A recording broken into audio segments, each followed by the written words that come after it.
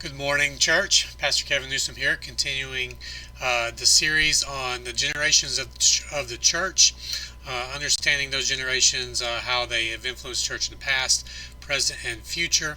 And today we're going to be doing session 6, which is one of my favorite sessions because we really get to see some of these things in action. So in session 6, we're going to talk about historical turnings and generational cycles.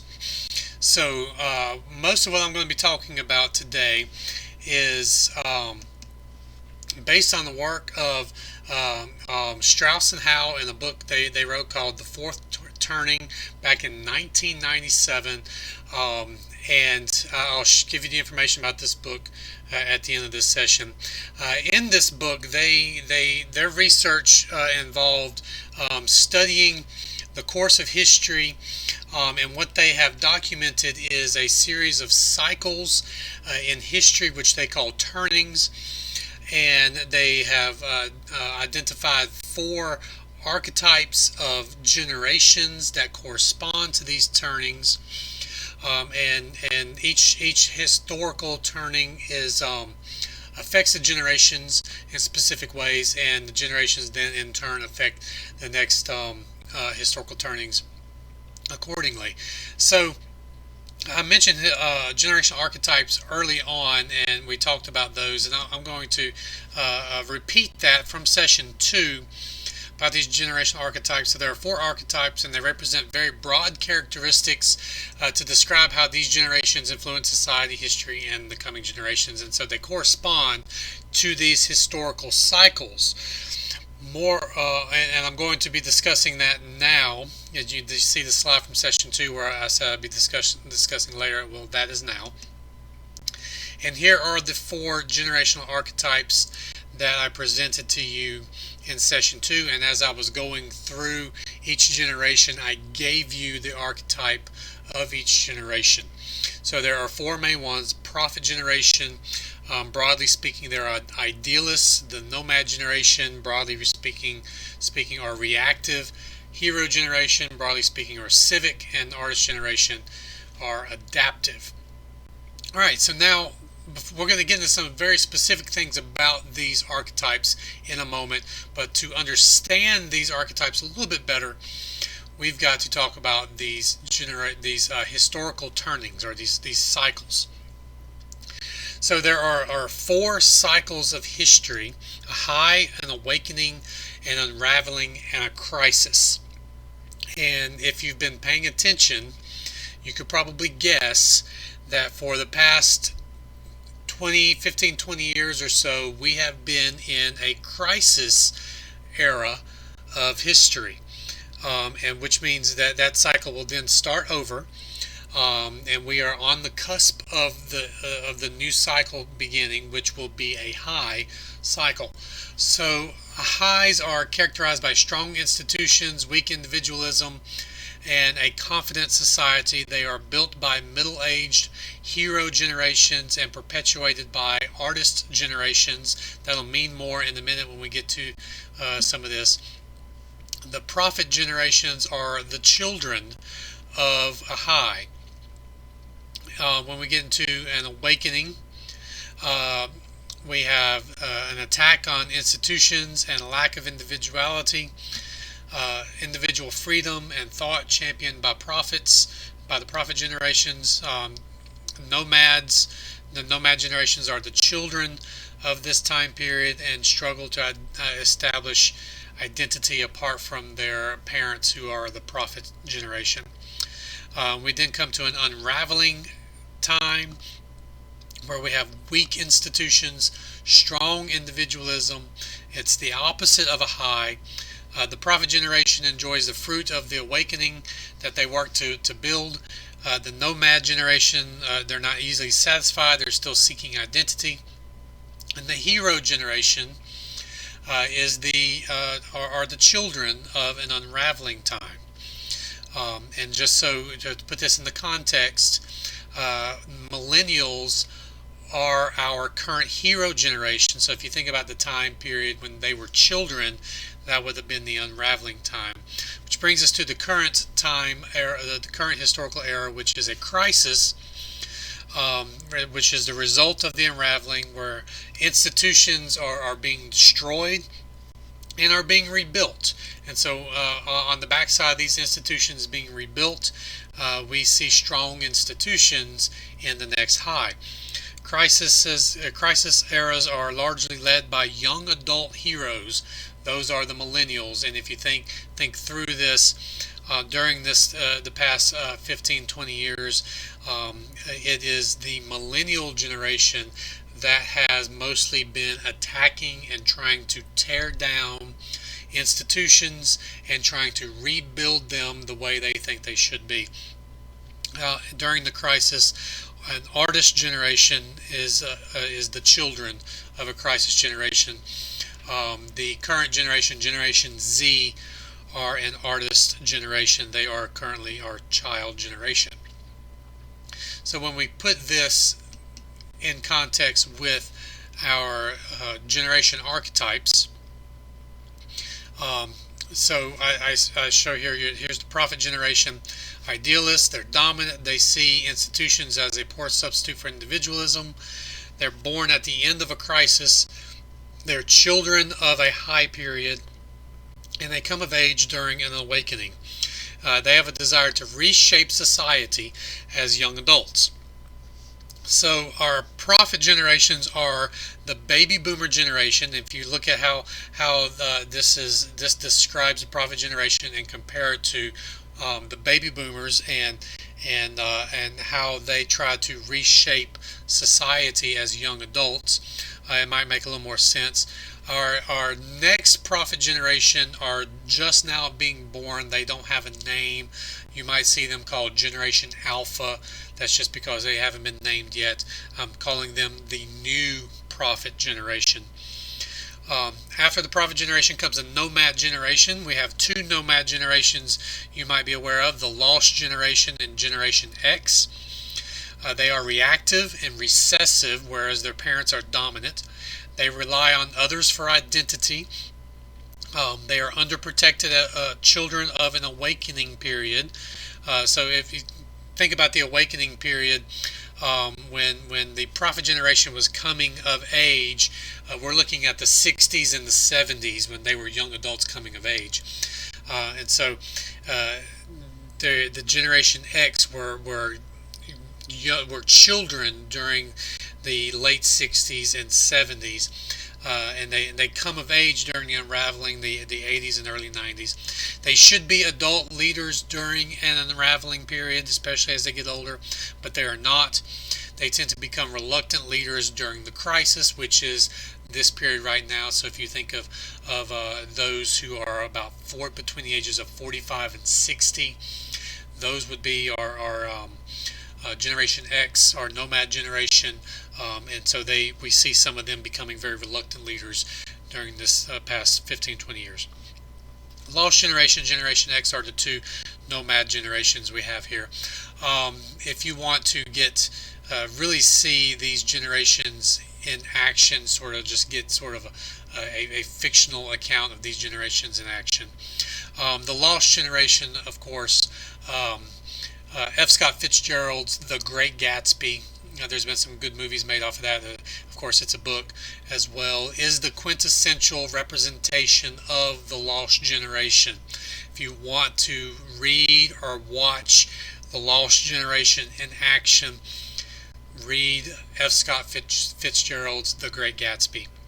Of course, if you want to see Generation X in action, all you really have to do is watch any teen-age movie like The Breakfast Club or Pretty in Pink or Footloose or things like that, which came out of the 80s. Those were about the Generation X as they're teenagers, as they're coming of age, and you really get an idea because they were filmed in the 80s. It's all about the 80s.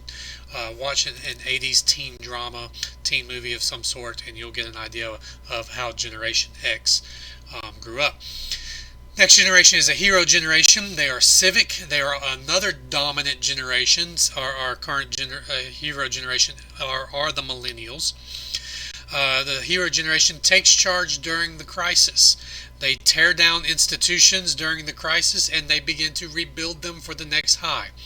They are children of an unraveling period, and they come of age during the crisis, so they will enjoy the next high as midlifers, and they will be strong elders during an awakening. Two hero generations are the GI generation. Of course, the crisis of the GI generation was the Great Depression and World War II. And so on the backside of World War II, they're beginning to reshape what society looks like, and we see the high era on the backside of that crisis era was the height of the American superpower. I'll mention that in a minute. Built by the hero generation. Of course, millennials are also hero generation, and we have seen them in past years attacking and tearing down institutions and be trying to rebuild them, and we're going to see that see their strong leadership in the next high based on what they've rebuilt. Artist generation, they are adaptive. Their adult life is characterized by institutional stability. So they were overprotected children of a crisis. This is our Generation Z. And they come of age during a high. So when the high comes, this is when they're coming of age. So their adult life is characterized by knowing and seeing institutional stability. They are midlife leaders of an awakening. Artist generations typically have the freedom and the ability to be and do almost anything they want. When we look at the silent generation, which is the parent generation of the baby boomers, more or less, during those 40s and 50s when they were young adults and midlifers, we see that we have really strong American superpower, really strong institutions. We see at times almost 100% a job rate. There's practically no unemployment during those times, and just a really strong period in our country. And the silent generation got to enjoy that. The hero generation, the GI generation, made that. The silent generation came of age and just got to enjoy that, and they began to had the ability and the freedom and the resources to pretty much do whatever they wanted. Generation Z is also an artist generation. The millennials are building the next high. Generation Z is going to grow up and come of age during that high period, and they are going to enjoy relative stability in society. And they will also have the freedom and ability to become and do whatever, almost anything they want. At least if these cycles hold, according to this cycle of generation, this generation cycle theory and this historical cycle theory. So I'm going to give you a chart in a second. I'm going to show you two complete cycles in action and give you the historical events and explain what's going on. But before we get into that chart, you need to pay special attention to midlife and young adult generations. These are the generations that shape the society during their time period, for the following generation, for the child generation. So pay special attention to who are the midlife and young adult generations. The children generations are directly impacted by how the midlife and young adult generations shape the world around them. So we're going to look at one complete cycle going all the way back to 1865, 1886. This is a high period. This gets us all the way back to the Civil War. The crisis prior to this was the Civil War, which led into this high period, 1865, 1886. Highs are characterized by strong institutions and weak individualism. The historical events of that time are the Reconstruction, the Gilded Age, and the Second Industrial Revolution. And you can see the list of the 5 living generations during that time period. So I've labeled them P, N, H, and A. These stand for those archetypes that we talked about: prophets, nomads, heroes, and artists generations. So those are so we're paying attention to midlifers and young adults. So you can see that during this high period, we have a hero generation, the Gilded generation are midlifers. We have an artist generation, who are young adults, and prophet generation, who are the children. Leads into an awakening period, 1886 and 1907.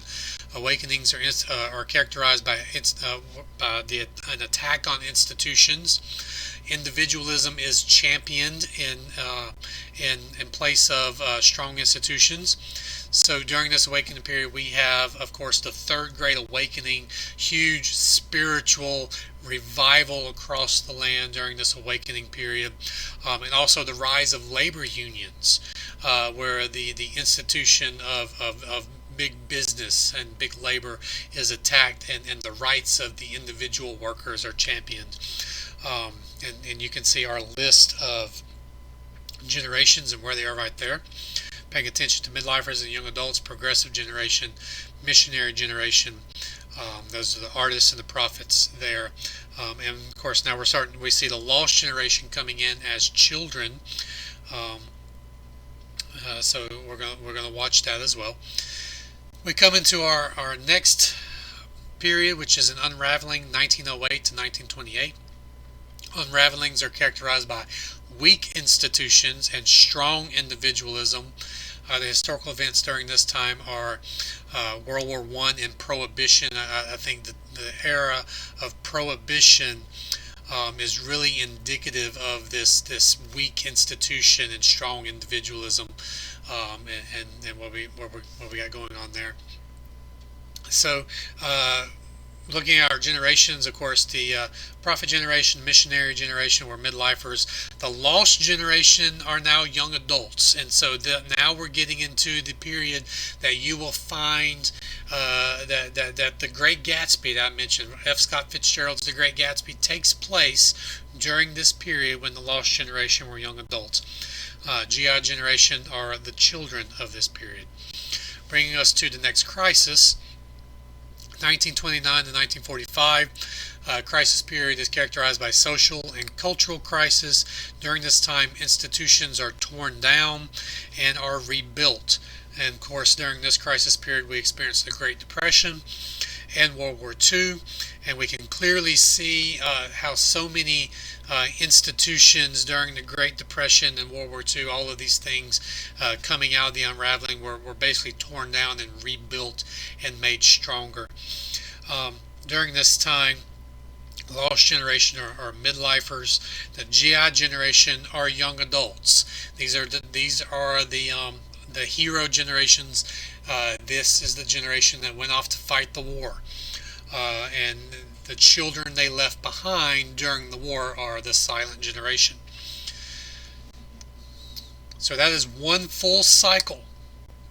Well, we're going to get into a second cycle here, and you're going to start to see things that historically you're going to begin to recognize a little bit more of. Brings us to the next high period, 1946 and 1963. Strong institutions, weak individualism. Of course, we have American superpower and desegregation. We have the government stepping in, telling people how they need to do things, and enforcing desegregation in a lot of places. So that strong institutional presence is coming along. The American superpower, of course, we presented ourselves as a nuclear superpower in the world.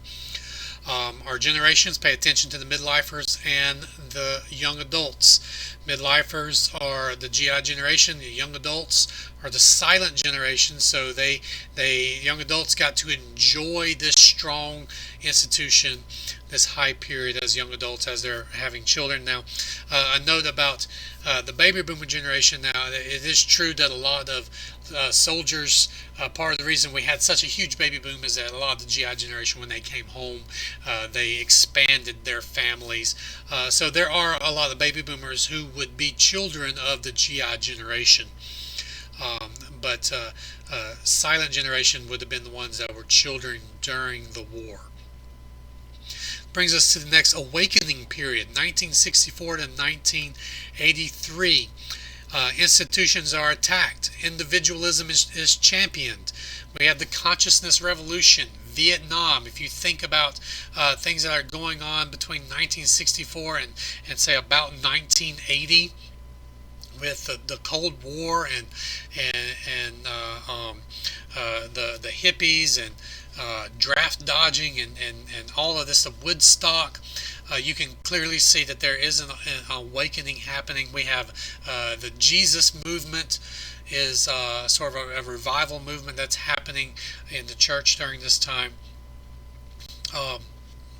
Silent generation are midlifers, were midlifers during this time. Baby boomers are young adults. Baby boomers are the ones that are pushing this attack on institution. The baby boomers were the ones that were championing individualism. And Gen X, of course, were children during this time as all this is unfolding. Coming to our next period, the unraveling, 1984 to 2000. Characterized by weak institutions and strong individualism. Some historical events, we have the national debt and the culture wars. Culture wars being everybody is wanting respect and inclusion for their own ideas, and we see lots of subcultures and different alternative lifestyles really coming to the forefront. That's that strong individualism. We see the strong individualism is taking advantage of the fact that we have some weak institutions that are not planting the flag and saying, no, you can't do this. So the strong individualism comes up during this time. During the unraveling period, baby boomers are midlifers. They're raising their children. Gen X are young adults, and the millennials are the children. So we see a lot of baby boomer parents and grandparents beginning, some Gen X parents by the end of this. So there's a threshold there. It's such a large period of time where we have baby boomer parents at the beginning and Gen X parents near the end of this period. Which brings us to our next crisis period, which began in 2001 and should be ending. I am predicting that COVID-19 is the harbinger of the end of our crisis period. And on the backside of COVID-19, we will see our new high period begin. Crises are characterized by social and cultural crisis, institutions torn down and rebuilt. Certainly we have been seeing a lot of that over the past 20 years. Historical events, 2008 recession, the war on terror, and now the coronavirus, COVID-19. During this time, Gen X are midlifers, and millennials are young adults. Gen Z are the children. So if we were to move forward using this cycle, here's what we would expect. We might expect the next high period to be from 2021 to about 2040. It will be characterized by strong institutions and weak individualism. We don't know what's going to happen. We know that that it should be a relatively stable, relatively peaceful. If previous high periods are any indication, we should have a lot of stability over the next 20 years. Of course, we have the COVID-19 aftermath is going to bring some of this stability about. During this time, Gen X will become seniors. Baby boomers will become the aging seniors. Millennials will move into midlife. Gen Z will be young adults and begin to start their own families. And of course, we will have a new prophet generation, will be the children of the next high period. So those are the cycles, historical cycles and generational cycles.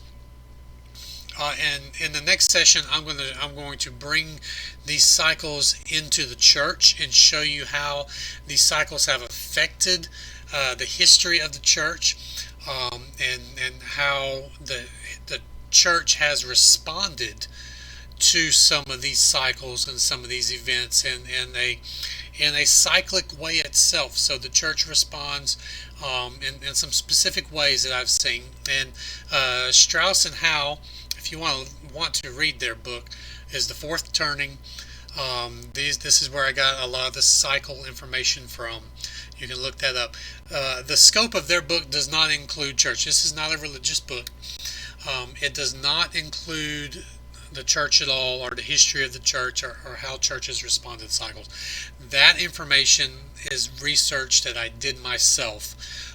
So I'm going to apply these cycles to the church, and I'm going to show you what it looks like, what we could possibly expect in the next high period. And I'll also talk about some strategies for how the church can reach the current generations more effectively in the church, and some strategies for preparing the church for the next cycle over the next 20 years. If you want to see the compilation of some of the research that I've done, it is in this book, We Are One. I will gladly send you the PDF for free. It doesn't have a lot of the Gen Z information that I've presented in these sessions, and is due for an update, but it has pretty much everything else, including the cycles that I just went over. So thank you for watching. I think we only have one session left, so I hope you'll join me next week as we wrap this up. Thank you, and God bless.